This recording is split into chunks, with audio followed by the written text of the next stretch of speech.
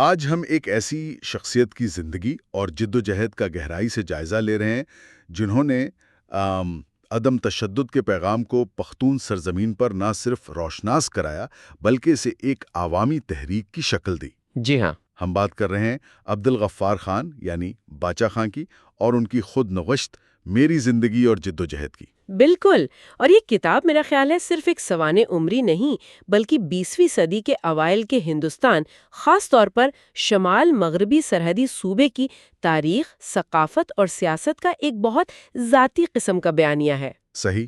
ایک personal account. جی، اور یہ بیانیہ اس لیے بھی اہم ہے کہ یہ اس دور کے حالات، خاص طور پر برطانوی راج کے خلاف مزاحمت اور پختون معاشرے میں سماجی اور تعلیمی تبدیلی لانے کی کوششوں کو براہ راست پہلے ہاتھ سے بیان کرتا ہے۔ اچھا۔ اس کا انگریزی ترجمہ ہیلن ایچ بومن نے کیا اور پیش لفظ جے پرکاش نارائن نے لکھا، جو خود ہندوستان کی آزادی کی جدوجہد کی ایک اہم شخصیت تھے۔ تو آج ہمارا مقصد ہے کہ اس کتاب کے کچھ منتخب حصوں سے وہ اہم نکات اور انسائٹس نکالیں جو عبدالغفار خان کی شخصیت، ان کے نظریات اور ان کی تحریک کو سمجھنے میں مدد دیں۔ جی، ہم خاص طور پر ان واقعات پر غور کریں گے جنہوں نے ان کی زندگی کا رخ موڑا، تعلیم کے لیے ان کی لگن اور پھر خدائی خدمتگار تحریک کے قیام کے پس پردہ عوامل کو دیکھیں گے۔ ٹھیک ہے۔ آئیے اس دلچسپ مواد کا تفصیلی جائزہ شروع کرتے ہیں۔ تو سب سے پہلے بات کرتے ہیں ان کے ابتدائی سالوں کی۔ 1890 میں اتمانزائی ہشت نگر میں پیدا ہوئے۔ ان کے والد بہرام خان ایک بااثر خان تھے۔ جی، علاقے کے معزز خان تھے، لیکن ان میں خاص بات یہ تھی کہ وہ روایتی خانین کے برعکس تکبر سے بالکل پاک تھے، بہت سخی اور خدا ترس انسان تھے۔ اچھا۔ جی ہاں، ان کا گھر مسافروں اور غریبوں کے لیے کہتے ہیں ہمیشہ کھلا رہتا تھا، اور یہی سخاوت اور خدمت کا جذبہ لگتا ہے غفار خان کی شخصیت میں بھی گہرا اثر انداز ہوا۔ اور خاندانی پس منظر میں مزاحمت کا عنصر بھی تھا، لیکن شاید سب سے اہم بات یہ تھی کہ ان کے والد بہرام خان روشن خیال تھے۔ روشن خیال؟ کس لحاظ سے؟ خاص طور پر تعلیم کے معاملے میں، کیونکہ اس دور میں تو پشتونوں میں تعلیم کا رواج مطلب نہ ہونے کے برابر تھا۔ بالکل نہ ہونے کے برابر، اور ملا حضرات تو اسکولوں کے سخت خلاف تھے۔ ہاں، وہ پروپیگنڈا کیا تھا؟ جی، پروپیگنڈا یہ تھا کہ اسکول جانا دین کے خلاف ہے، اور والدین پیسوں کے لالچ میں بچوں کو اسکول بھیجتے ہیں اور جہنم میں جائیں گے۔ غفار خان نے خود ابتدائی تعلیم ایک بہت سخت گیر ملا سے حاصل کی۔ اچھا۔ لیکن ان کے والد بہرام خان نے اس ماحول کے باوجود پہلے اپنے بڑے بیٹے، جو بعد میں ڈاکٹر خان صاحب کہلائے، اور پھر غفار خان کو پشاور کے Edwards memorial mission high school بھیجا۔ اوہ، تو یہ تو واقعی ایک غیر معمولی قدم تھا اس وقت۔ بہت غیر معمولی۔ غفار خان اپنی کتاب میں اپنے علاقے کی قدیم تاریخ اور ثقافتی ورثے کا بھی ذکر کرتے ہیں، جیسے گندھارا تہذیب، بدھ مت کے مراکز، پاننی۔ جی، اور پشتو زبان کا قدیم آریائی زبانوں سے تعلق۔ تو کیا یہ شعور ان کی بعد کی سوچ پر اثر انداز ہوا؟ یقیناً، میرا خیال ہے یہ شعور انہیں اپنے لوگوں کی عظمت رفتہ کا احساس دلاتا تھا، اور شاید اسی وجہ سے وہ ان کی موجودہ پسماندگی، خاص طور پر تعلیم کی کمی کو زیادہ شدت سے محسوس کرتے تھے۔ وہ سمجھتے تھے کہ پختونوں کو اپنی تاریخ پر فخر کرنا چاہیے۔ صحیح، اور اسی بنیاد پر اپنی شناخت کو مضبوط کرنا چاہیے۔ بالکل۔ تعلیم کے بعد نوجوان غفار خان کے سامنے کیریئر کا سوال آیا، اور ایک وقت تھا جب وہ فوج میں جانا چاہتے تھے۔ یہ کیسے ہوا؟ جی، بچپن میں کچھ کہانیاں سنی تھی فوج کی، تو شوق پیدا ہوا۔ میٹرک کے بعد انہوں نے فوج کے مشہور دی گائیڈز ریجمنٹ میں براہ راست کمیشن کے لیے درخواست دی، جو منظور بھی ہو گئی۔ اچھا۔ لمبے قد کے وجیہہ نوجوان تھے، 6 فٹ 3 انچ، تو یہ ایک بڑا موقع تھا۔ لیکن پھر ارادہ بدل گیا؟ جی، پشاور میں ایک واقعہ نے سب کچھ بدل دیا۔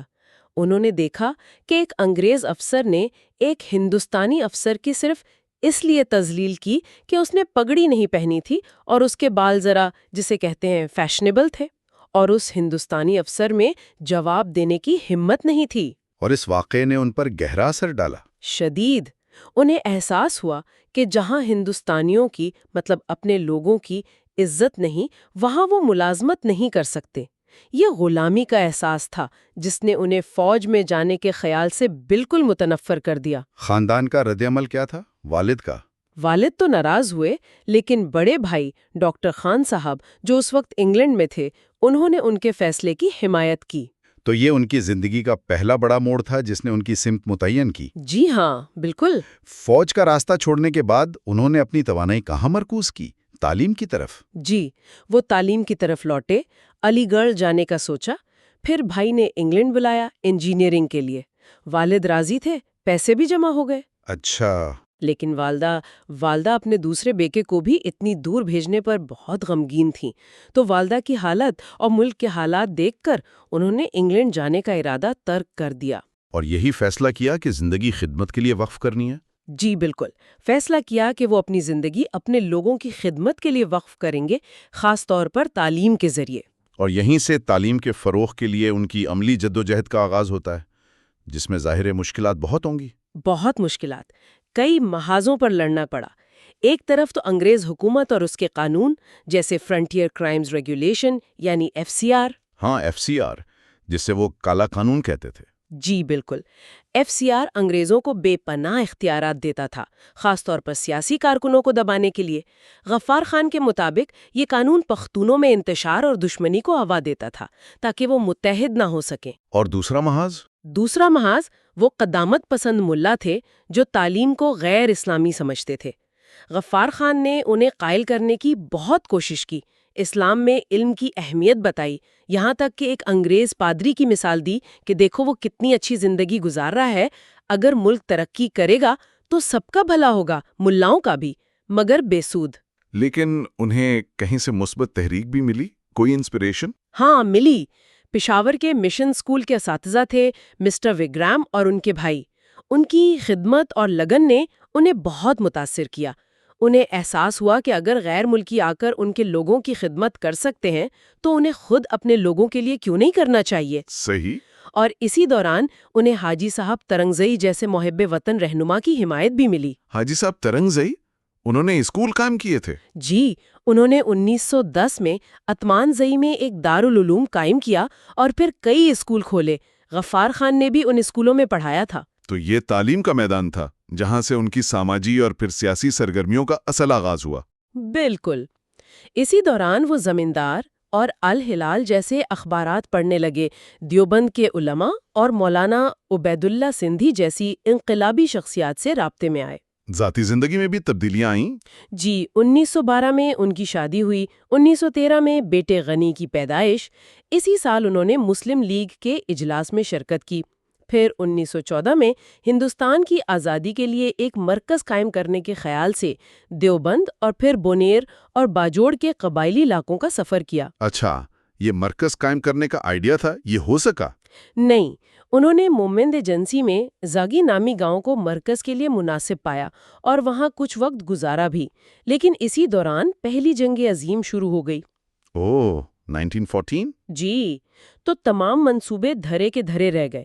شیخ الہند جیسی شخصیات گرفتار ہو گئے، مولانا سندھی افغانستان چلے گئے، حاجی صاحب ترنگزئی بنیر منتقل ہو گئے۔ انگریزوں نے جنگ کو بہانہ بنا کر قومی اسکول بھی بند کر دیے۔ یہ غفار خان کے لیے پہلا بڑا سیاسی دھچکا تھا۔ اسی دور میں انہیں ذاتی سانحات سے بھی گزرنا پڑا، جیسا آپ نے ذکر کیا۔ جی، 1918 میں انفلوئنزا کی وبا پھیلی تھی ہندوستان بھر میں، اس میں ان کی اہلیہ کا انتقال ہو گیا۔ یہ ان کے لیے بہت بڑا صدمہ تھا۔ اور پھر گرفتاریاں بھی شروع ہو گئیں۔ جی، 1919 میں رولٹ ایکٹ کے خلاف تحریک چلی تو انہوں نے بڑھ چڑھ کر حصہ لیا اور اپنی پہلی گرفتاری کا سامنا کیا۔ 6 ماہ قید ہوئی۔ قید کے حالات کیسے تھے؟ بہت سخت۔ ان کے گاؤں پر بھاری جرمانہ عائد کیا گیا اور قید کے دوران بھی ناروا سلوک کیا گیا۔ اور رہائی کے فوراً بعد جب ان کی دوسری شادی کی تیاریاں ہو رہی تھیں، انہیں ایک بم دھماکے کے جھوٹے شبے میں دوبارہ گرفتار کر کے 1 ہفتہ قید رکھا گیا۔ ان ابتدائی گرفتاریوں اور قید کے تجربات نے ان پر کیا اثر ڈالا ہے؟ ان کا عزم مضبوط ہوا یا؟ انہوں نے یہ نتیجہ اخذ کیا کہ برطانوی اور بعد کے پاکستانی مارشل لاء کا مقصد عوام کے حقوق دبانا ہی ہوتا ہے، لیکن اس سے آزادی کی جدوجہد کمزور ہونے کے بجائے مزید تیز ہوتی ہے۔ تو ہاں، یہ تجربات ان کے عزم کو مزید پختہ کر رہے تھے۔ 1920 میں ایک اور اہم واقعہ پیش آیا، ہجرت تحریک۔ جی، ہجرت تحریک خلافت کانفرنس میں افغانستان ہجرت کی ایک جذباتی تجویز منظور ہوئی۔ بقول غفار خان، یہ ایک قومی المیہ ثابت ہوئی اور ہزاروں پشتونوں کا جانی و مالی نقصان ہوا۔ وہ خود بھی صورتحال کا جائزہ لینے افغانستان گئے۔ ان کا افغانستان کا تجربہ کیسا رہا؟ کیا وہاں کوئی امید نظر آئی؟ شاہ امان اللہ سے ملاقات ہوئی؟ جی ملاقات ہوئی۔ شاہ امان اللہ مہاجرین کو انگریزوں کے خلاف استعمال کرنا چاہتے تھے اور مدد کی پیشکش بھی کی، لیکن غفار خان کے مطابق اندرونی اختلافات اور ممکنہ طور پر برطانوی سازشوں نے اسے ناکام بنا دیا۔ اچھا۔ غفار خان نے شاہ امان اللہ سے ملاقات کی اور انہیں قومی زبان پشتو سیکھنے پر زور دیا۔ انہیں یہ بے کر افسوس ہوا کہ کابل کے حبیبیہ کالج میں افغان طلبہ بھی پشتو نہیں جانتے تھے۔ یہ زبان اور شناخت کا مسئلہ انہیں بہت اہم لگتا تھا۔ تو ہجرت کی ناکامی کے بعد ان کی توجہ دوبارہ تعلیم پر مرکوز ہو گئی؟ جی، وہ مایوس ہو کر واپس آئے اور کچھ ساتھیوں کے ساتھ آزاد قبائل یعنی باجوڑ میں اسکول کھولنے کی کوشش کی، لیکن وہاں بھی انگریز پولیٹیکل ایجنٹ کے دباؤ پر نواب دیر نے اسکول مسمار کر دیا۔ پھر 1921 میں بھائی ڈاکٹر خان صاحب انگلینڈ سے واپس آئے۔ ان کی واپسی کے بعد انہوں نے اتمان زئی میں آزاد ہائی اسکول کی بنیاد رکھی اور انجمن اصلاح افاغنہ قائم کی۔ یہ اسکول کامیاب رہا؟ جی، یہ اسکول قائم ہوا، لیکن انگریزوں کی آنکھ میں کھٹکتا تھا۔ انہوں نے اسے ناکام بنانے کی بہت کوشش کی، اساتذہ کو ڈرایا، لالچ دیا۔ اور پھر انہیں تیسری بار ایک طویل عرصے کے لیے جیل جانا پڑا۔ ہاں، وہ پشاور خلافت کمیٹی کے صدر بھی منتخب ہوئے تھے اور قبائلی علاقوں میں بند اسکولوں کو دوبارہ کھولنے کی کوشش کر رہے تھے۔ چیف کمشنر نے ان کے والد سے شکایت کی، جنہوں نے بیٹے کو روکنے سے انکار کر دیا۔ دسمبر 1921 میں انہیں FCR کے تحت گرفتار کر کے 3 سال قید بامشقت کی سزا سنا دی گئی۔ 3 سال قید بامشقت؟ یہ قید ان کے لیے کیسی رہی؟ کتاب میں اس کا تفصیلی ذکر ہے؟ جی، بہت تفصیل ہے۔ یہ قید انتہائی سخت تھی۔ انہیں مختلف جیلوں میں منتقل کیا گیا: پشاور، ڈیرہ اسماعیل خان، ڈیرہ غازی خان، لاہور، میاں والی۔ حالات کیسے تھے ان جیلوں میں؟ بہت خراب۔ ناقص کھانا، سخت مشقت جیسے چکی پیسنا، رسی بٹنا، قید تنہائی بھی بھگتی۔ صحت بہت خراب ہو گئی۔ بقول ان کے 45 پاؤنڈ وزن کم ہوا۔ دانتوں کی شدید تکلیف ہوئی۔ جیل عملے کا رویہ بھی اکثر بہت برا ہوتا تھا۔ لیکن ان کا عزم نہیں ٹوٹا اس دوران؟ بالکل نہیں۔ کئی واقعات ہیں جو یہ ظاہر کرتے ہیں۔ مثلاً حکومت نے بھائی کے ذریعے پیغام بھیجا کہ اگر وہ اسکول بند کر دیں اور قبائلی علاقوں میں جانا چھوڑ دیں تو رہا کر دیں گے۔ انہوں نے وہ پیغام وہیں پھاڑ دیا۔ اچھا۔ DI خان جیل میں ناقص کھانے پر احتجاج کیا۔ DG خان جیل میں C کلاس کے سکھ اور ہندو قیدیوں سے ان کا رویہ بہت ہمدردانہ تھا، جس سے انہیں دیگر قومیتوں کو سمجھنے کا موقع ملا۔ لاہور جیل میں لالا لاجپت رائے جیسے کانگریسی رہنماؤں سے ملاقات ہوئی اور مل کر قرآن کا مطالعہ کیا۔ تو یہ قید صرف سزا نہیں تھی، بلکہ ایک طرح سے ایک لرننگ ایکسپیرینس بھی تھی۔ بالکل، ایک طرح سے تربیت گاہ ثابت ہوئی۔ یہیں انہوں نے ہندوستان کی دیگر قومیتوں اور سیاسی دھاروں کو قریب سے دیکھا، اپنے عدم تشدد کے فلسفے کو مزید پختہ کیا اور انگریز حکومت کے جبر کا مقابلہ کرنے کے نئے طریقے سیکھے۔ یہ تجربات بعد میں خدائی خدمتگار تحریک کی بنیاد بنے۔ 1924 میں رہائی ہوئی، استقبال کیسا ہوا؟ حکومت نے جلوس کے ڈر سے انہیں وقت سے پہلے خاموشی سے رہا کر دیا، لیکن ان کی عدم موجودگی میں ان کا اسکول ترقی کر چکا تھا اور لوگوں میں شعور بڑھ گیا تھا۔ اسکول کی سالگرہ پر انہیں فخر افغان کا خطاب دیا گیا۔ اور اسی موقع پر انہوں نے وہ مشہور شیر اور بھیڑ والی تقریر کی۔ جی ہاں، وہی تمثیل جس میں شیر کا بچہ بھیڑوں میں پل کر خود کو بھیڑ سمجھنے لگتا ہے، پھر ایک شیر اسے اس کی اصلیت یاد دلاتا ہے۔ انہوں نے پختونوں سے کہا، تم شیر ہو لیکن غلامی نے تمہیں بھیڑ بنا دیا ہے، ممیانہ بند کرو اور شیروں کی طرح دہاڑو۔ زبردست، یہ تو قوم کو جگانے والی بات تھی۔ بالکل، اپنی شناخت اور طاقت کا احساس دلانے کی کال تھی۔ اس کے بعد 1926 میں وہ حج پر گئے، جہاں انہیں ایک اور ذاتی صدمہ پہنچا۔ جی، حج کے سفر سے واپسی پر یروشلم میں ان کی دوسری بیوی سیڑھیوں سے گر کر انتقال کر گئیں۔ یہ ایک اور بڑا صدمہ تھا۔ اس واقعے کے بعد انہوں نے تہیہ کر لیا کہ اب دوبارہ شادی نہیں کریں گے اور اپنی پوری زندگی قوم کی خدمت کے لیے وقف کر دیں گے۔ واپس آ کر انہوں نے صحافت کا میدان منتخب کیا۔ پشتون جریدے کا آغاز کیوں ضروری سمجھا؟ انہوں نے محسوس کیا کہ صوبے میں کوئی ایسا اخبار یا رسالہ نہیں جو پختونوں کی اپنی زبان میں ان کے مسائل، ثقافت اور قومی شعور کی بات کرے۔ ان کا ماننا تھا کہ قوم کی ترقی کے لیے اپنی زبان سے محبت اور اس کا فروغ لازمی ہے۔ تو مئی 1928 میں انہوں نے پشتون رسالہ جاری کیا۔ اس کا کیا اثر ہوا؟ کیا یہ مقبول ہوا؟ بہت مقبول ہوا۔ نہ صرف صوبے میں بلکہ ہندوستان سے باہر امریکہ تک میں مقیم پختونوں نے اسے خریدا۔ افغانستان میں بھی یہ بہت مقبول ہوا۔ افغانستان میں اس کا کیا اثر ہوا؟ بقول غفار خان، شاہ امان اللہ اس سے متاثر ہو کر پشتو کو قومی زبان بنانے کی طرف مائل ہوئے، جو انگریزوں کو ناگوار گزرا، اور انہوں نے بقول ان کے سازش کر کے امان اللہ کو معزول کروا دیا۔ یہ واقعہ غفار خان کو افغانستان کے مستقبل کے بارے میں بہت فکر مند کر گیا۔ اور اسی دوران ہندوستان کی سیاست میں بھی ان کی شمولیت بڑھ رہی تھی، کانگریس سے رابطے وغیرہ۔ جی، وہ افغانستان کی مدد کے لیے ہندوستان گئے، علامہ اقبال اور دیگر رہنماؤں سے ملے۔ 1928 میں لکھنؤ کانگریس میں گاندھی جی اور نہرو سے ان کی پہلی باقاعدہ ملاقات ہوئی۔ کلکتہ خلافت کانفرنس میں علی برادران اور دیگر رہنماؤں کے اختلافات دیکھ کر انہیں مایوسی ہوئی، لیکن وہیں کانگریس اجلاس میں گاندھی جی کے تحمل سے بہت متاثر ہوئے۔ تو یہ سب تجربات، افغانستان کی صورتحال، پختون معاشرے کی داخلی کمزوریاں، ہندوستان کی سیاست، یہ سب مل کر غالباً خدائی خدمتگار تحریک کے قیام کا پیش خیمہ بنے۔ یقیناً انہیں ایک منظم، وسیع البنیاد سماجی اصلاحی تحریک کی ضرورت کا شدید احساس ہوا۔ انجمن اصلاح افاغنہ تعلیم پر مرکوز تھی، اب ایک ایسی تنظیم درکار تھی جو پختونوں کی مجموعی سماجی اور اخلاقی تربیت کر سکے۔ تو خدائی خدمتگار تحریک کا آغاز کیسے ہوا؟ وہ کیا موقع تھا؟ 1929 میں نادر خان کی کابل فتح کی خوشی میں اتمانزئی میں ایک جلسہ ہوا۔ وہاں اپنی تقریر میں غفار خان نے قوم کی ترقی کے لیے مذہب کے ساتھ ساتھ حب الوطنی اور سماجی شعور کی اہمیت پر زور دیا۔ تقریر کے بعد ایک نوجوان نے ان سے پختونوں کی خدمت کے لیے تنظیم بنانے کی درخواست کی۔ اسی سے خدائی خدمتگار یعنی خدا کے خدمت گزار تحریک کی بنیاد پڑی۔ اس تحریک کا بنیادی فلسفہ کیا تھا؟ یہ دوسری سیاسی جماعتوں سے کیسے مختلف تھی، خاص طور پر عدم تشدد کا عنصر؟ جی، بنیادی نقطہ تھا خدمت، خدا کے نام پر انسانیت، خاص طور پر اپنے لوگوں کی خدمت۔ دوسرا اہم ستون تھا عدم تشدد۔ یہ بہت منفرد بات تھی کیونکہ پختون معاشرہ روایتی طور پر ہتھیار اور بدلے سے پہچانا جاتا تھا۔ تو عدم تشدد کو کیسے پیش کیا انہوں نے؟ غفار خان نے عدم تشدد کو بزدلی نہیں بلکہ بہادری کی اعلیٰ ترین شکل قرار دیا۔ ظلم سہنا مگر ظالم نہ بننا، صبر کرنا۔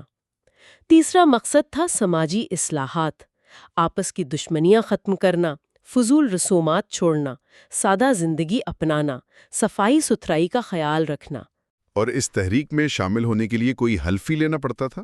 جی ہاں، ایک باقاعدہ حلف تھا جس میں خدا کو حاضر ناظر جان کر تشدد، انتقام، دشمنیوں اور سماج دشمن رسومات سے پرہیز کرنے کا عہد تھا۔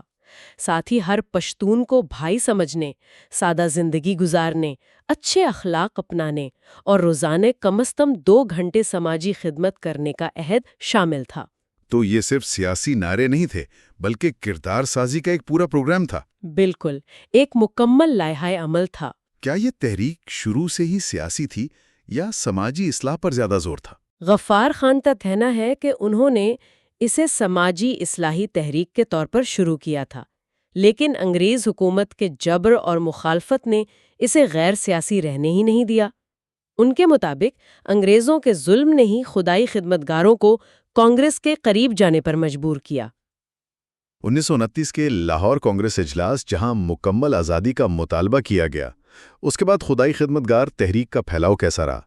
بہت تیزی سے پھیلی۔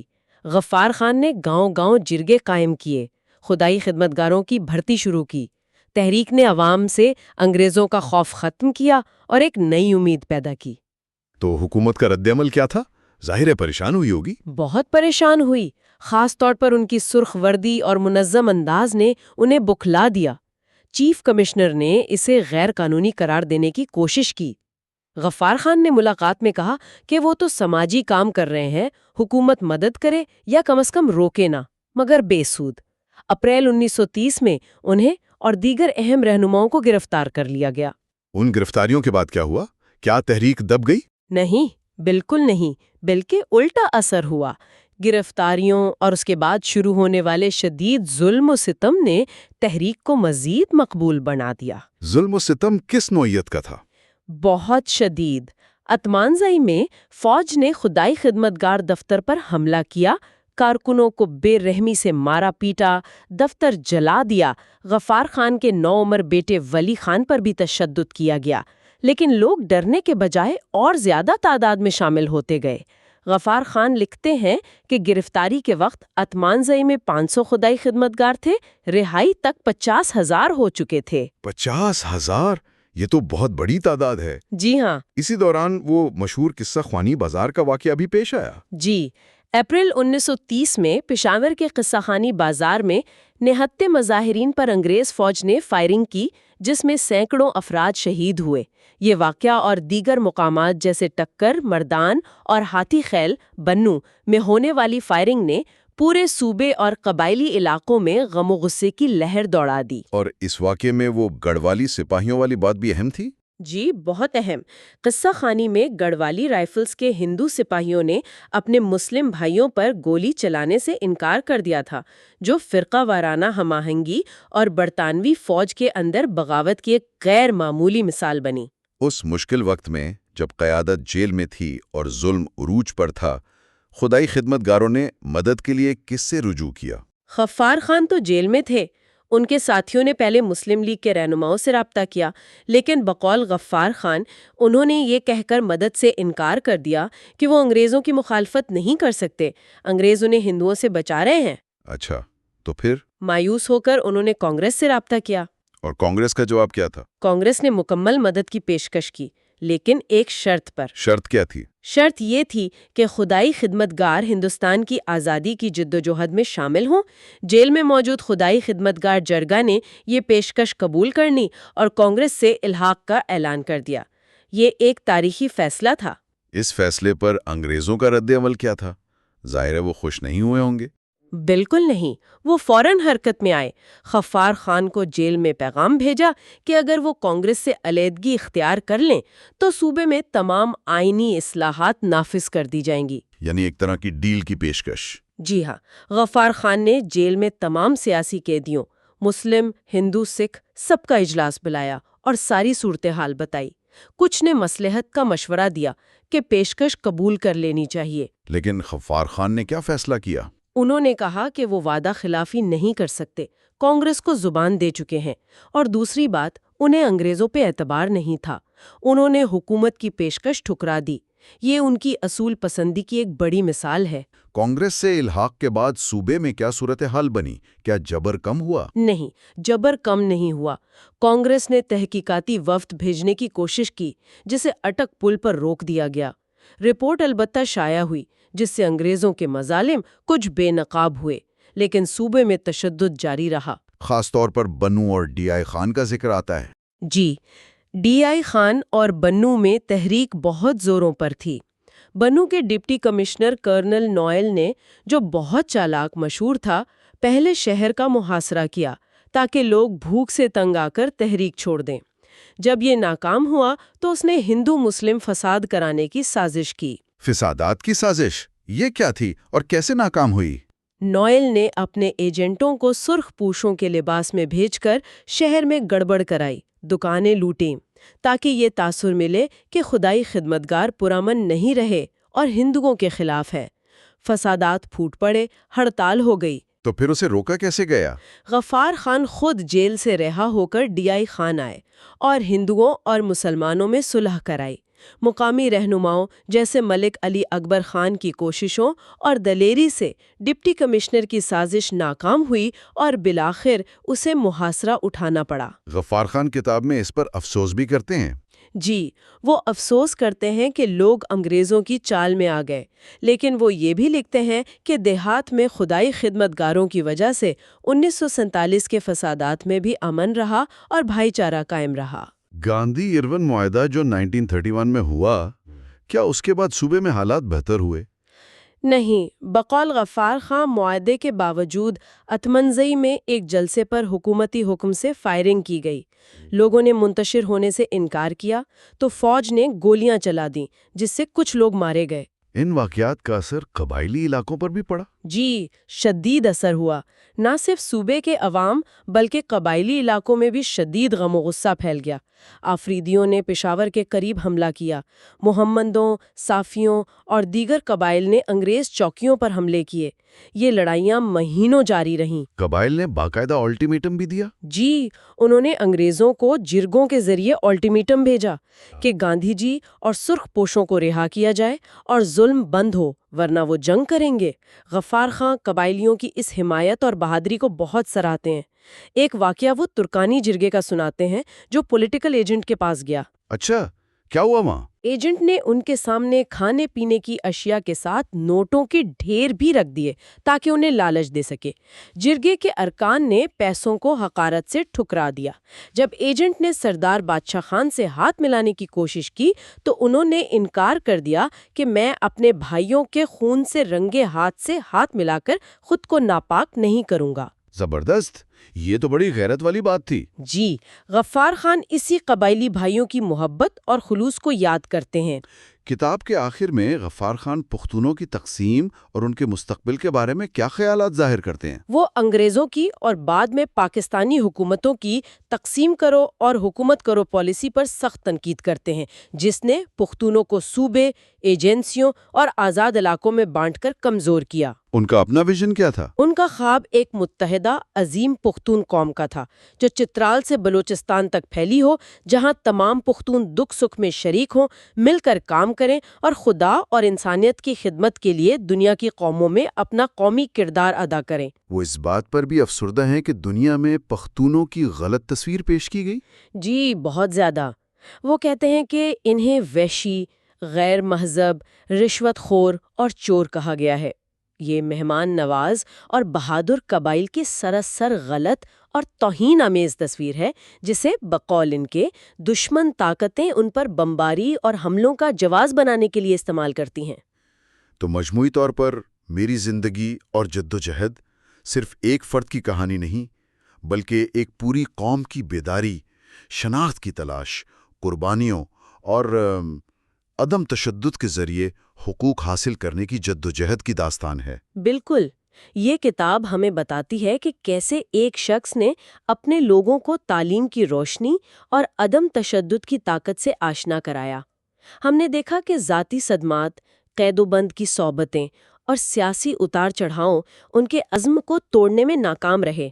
اور خدائی خدمتگار تحریک، خاص طور پر پختون جیسے جنگجو معاشرے میں عدم تشدد کا فلسفہ لانا، یہ تو واقعی غیر معمولی بات تھی۔ جی، ایک غیر معمولی واقعہ تھا۔ اس کا قیام اور اس کا فلسفہ، اس پر عمل درآمد، یہ سب بہت اہم ہے۔ اس گفتگو سے یہ بات واضح ہوتی ہے کہ غفار خان کی جدوجہد صرف سیاسی آزادی تک محدود نہیں تھی، بلکہ اس میں گہری سماجی اصلاح، قومی شناخت کا تحفظ اور انسانی خدمت کا جذبہ بہت نمایاں تھا۔ اور یہی نکتہ میرا خیال ہے ہمیں آج کے لیے ایک اہم سوال کی طرف لاتا ہے۔ غفار خان نے اپنے لوگوں کو غلامی کی ذہنیت سے نکل کر شیر کی طرح دھاڑنے کا کہا تھا۔ جی، آج کے دور میں جب قومیں نئی شناختوں، عالمی چیلنجز اور داخلی مسائل سے نبرد آزما ہیں، کیا آپ عبدالغفار خان کی زندگی، ان کا عدم تشدد کا فلسفہ اور ان کی سماجی خدمت کی لگن، کیا یہ ہمارے لیے کوئی رہنمائی فراہم کر سکتی ہے؟ کیا ان کے نظریات آج بھی اتنے ہی متعلقہ ہیں؟ یہ وہ سوال ہے جو اس کتاب کو پڑھنے اور اس پر غور کرنے کے بعد ذہن میں اٹھتا ہے۔